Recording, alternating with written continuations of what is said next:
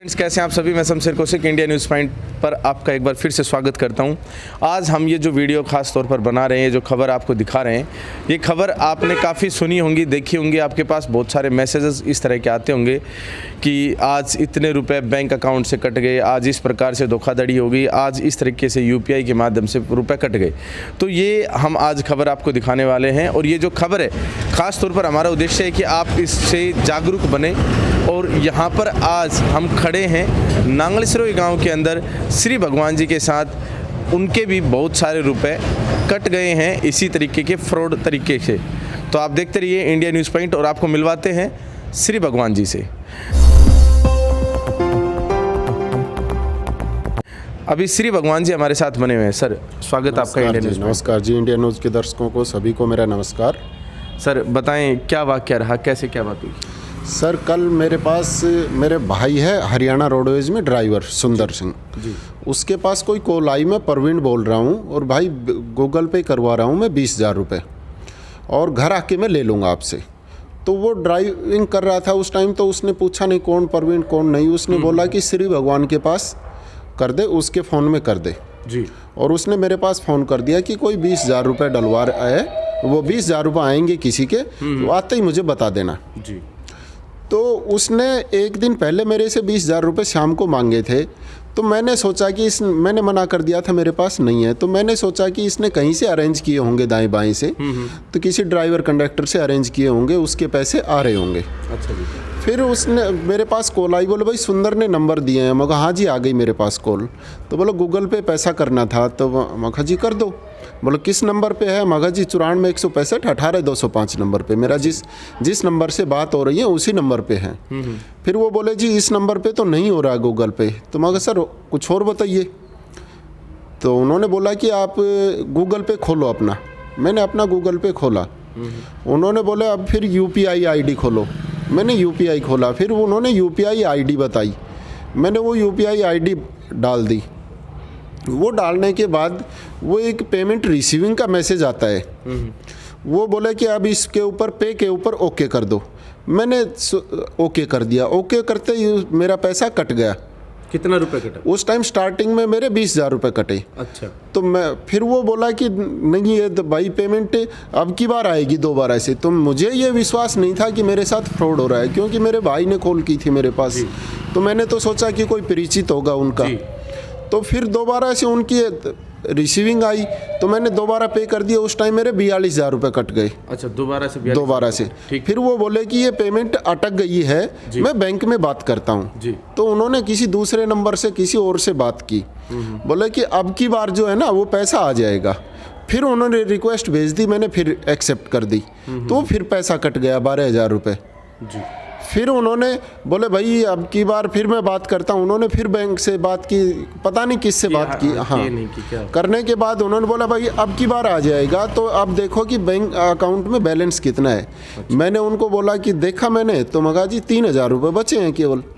फिर उन्होंने 2,400 कुछ का समथिंग फिर भेज दिया मेरे पास। बोला अब की बार आ जाएंगे। मैंने फिर एक्सेप्ट कर दिया। वो कटते ही फिर वो पैसा चला गया।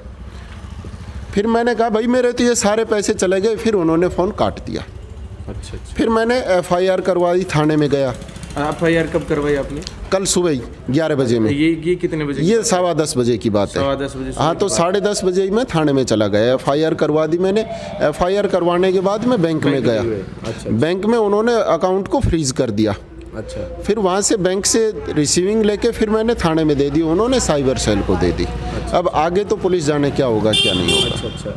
तो इस तरह से जो कॉल करते हैं वो लोग, आपने अभी सुना कि पूरा वाक्या कि किस प्रकार से श्री भगवान जी के 76,000 प्लस रुपए, है ना? हाँ, 76,000 प्लस रुपए थोड़ा सा मतलब हल्का सा मिस गाइड कर देते हैं अपने लेवल पर और रुपए कट जाते हैं।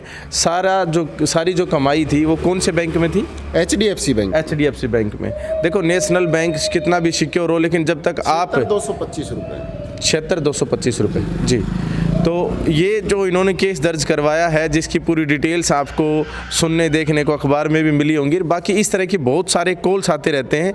मैं आप लोगों को यहाँ पर श्री भगवान जी के इस केस के माध्यम से जागरूक करने के लिए यहाँ पर खड़ा हूँ कि जिस प्रकार से नांगलसिरोई गांव के श्री भगवान जी के साथ इस प्रकार से हुआ, जो एक युवा है जो अच्छे से फ़ोन ऑपरेट करना जानते हैं, जो अच्छे से यूपीआई या फिर फ़ोन पे वगैरह करना जानते हैं, उनको विश्वास में लेकर कई बार ऐसा हो जाता है कि इंसान ये सोचता है कि चलिए मैं बहुत ही अच्छे तरीके से जागरूक हूँ, अच्छे तरीके से जानकार हूँ इस चीज़ का, तो वो गलती नहीं करता है। लेकिन जब वो विश्वास में कर लिया, जैसे इनको किया इनके भाई साहब के माध्यम से विश्वास में, और विश्वास में करने के बाद उन्होंने इनके रुपए डिडक्ट कर लिए, तो ये अपने आप में एक बहुत बड़ी प्लानिंग। आपने बहुत सारे प्रैंक कॉल, इस प्रैंक तो नहीं कह सकते, फ्रॉड कॉल्स आपने सुने होंगे, अटेंड किए होंगे, आपके पास कॉल आते होंगे।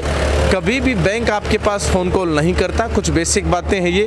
ना ही बैंक कॉल आपसे किसी भी प्रकार के अकाउंट नंबर से इस तरह की डिटेल्स मांगता है, ना ही आपके पास बैंक से इस तरह के कोई यूपीआई कोड वगैरह भेजे जाते हैं। बाकी आप स्वयं जागरूक बने। इस प्रकार की घटनाएं, ये एक तो श्री भगवान जी की मैं दिखा रहा हूँ अपने इस चैनल पर, बाकी शहर से अनेकों ऐसी कॉल्स हमारे पास आई हुई हैं। रिसेंटली हम अपने लोकल क्षेत्र की बात करें तो यहीं पर बड़े बड़े जो लोग हैं, जो अच्छा पैसा कमा रहे हैं, उनकी 76,000 ही नहीं, इनसे भी ज़्यादा रुपए उन्होंने काटे हैं। लाखों रुपए की अमाउंट काटी गई है।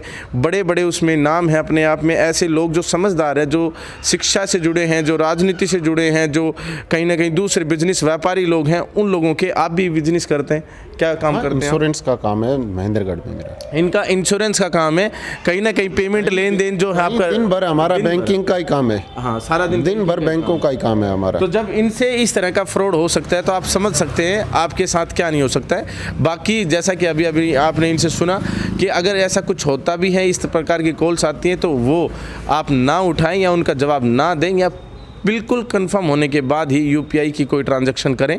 और सबसे बड़ी बात, अगर ऐसा कुछ हो भी जाता है तो तुरंत अपने अकाउंट को फ्रीज करवाएं बैंक में विजिट करके।